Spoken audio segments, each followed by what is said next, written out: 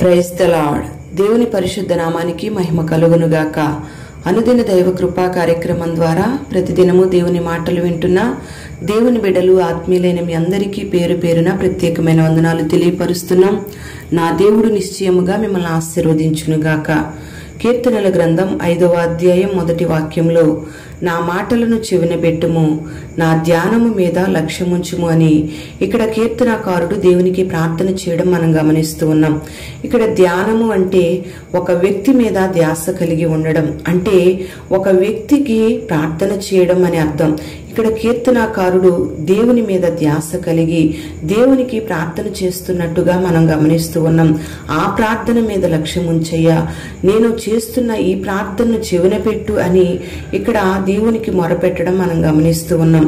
ప్రియ దేవుని బిడ్డలారా, ఈ లోకంలో చాలా మంది రోగాల చేత బాధపడుతున్న వారు హాస్పిటల్కి వెళ్ళినప్పుడు వైద్యులు చెప్పే మాట ఏమిటంటే, అన్ని టెస్టులు చేసిన తరువాత మీకు ఏ రోగము లేదండి, మీరు ఆరోగ్యంగానే ఉన్నారు, కొద్ది నిమిషాలు ధ్యానం చేయండి, కొద్ది నిమిషాలు వ్యాయామం చేయండి, మీ రోగాలన్నీ తొలగిపోతాయి, మీకు ఆరోగ్యం కలుగుతుంది, మీ టెన్షన్స్ అన్నీ పోతాయి అని చెప్పి వాళ్ళు సలహా చెప్తూ ఉంటారు.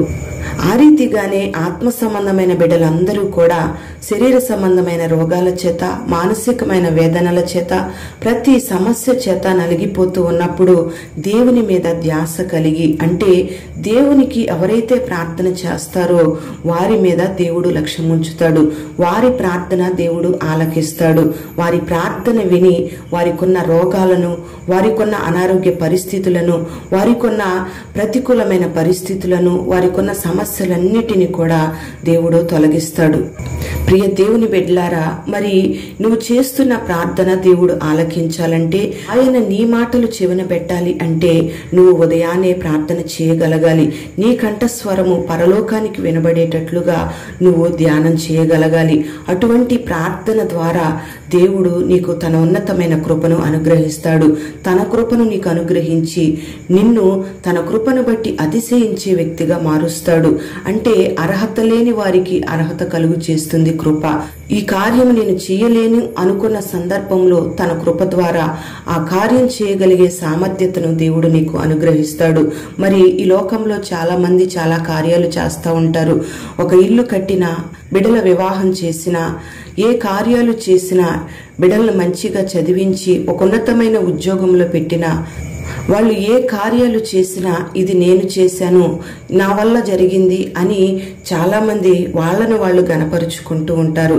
అయితే ఇల్లు కట్టలేని పరిస్థితుల్లో, ఒక వివాహం చేయలేని పరిస్థితుల్లో, పిల్లలను చదివించుకోలేని పరిస్థితుల్లో, అప్పులు తీర్చలేని పరిస్థితుల్లో, వైద్యులను ఆశ్రయించి రోగాలు కుదుటపరుచుకోవాలి అనుకున్నప్పుడు తగిన పైకం లేని సందర్భాలలో చాలా మంది నేను ఈ కార్యాలు చేయలేను అనుకున్నా, కానీ దేవుడు నాకు అర్హత కలుగు చేసి తన కృపను బట్టి నాకు సహాయం చేశాడు, వివాహం జరిగించేటట్లుగా, గృహాన్ని కట్టేటట్లుగా, ఈ అప్పులన్నీ తీర్చబడేటట్లుగా దేవుడు నా జీవితంలో కార్యం చేశాడు అని తన కృపను బట్టి అతిశయించేటట్లుగా దేవుడు చేస్తాడు.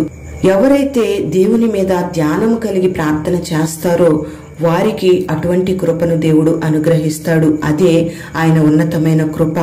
పరిశుద్ధ గ్రంథంలో దావీదు తరువాత తన కుమారుడైన సొలొమోను రాజ్య పరిపాలన చేయవలసిన సందర్భంలో, మరి నేను చిన్నవాడను, బాలుడను, నాకు జ్ఞానం సరిపోదు, నేను ఈ రాజ్యాన్ని పరిపాలన చేయడానికి నాకు సామర్థ్యత లేదు అని చెప్పి దేవుని యొక్క కృప కొరకు నాకు జ్ఞానం అనుగ్రహించయ్యా అని చెప్పి దేవుని ఎదుట ధ్యానం ఉంచి ప్రార్థన చేసినప్పుడు దేవుడు తన ప్రార్థన ఆలకించాడు.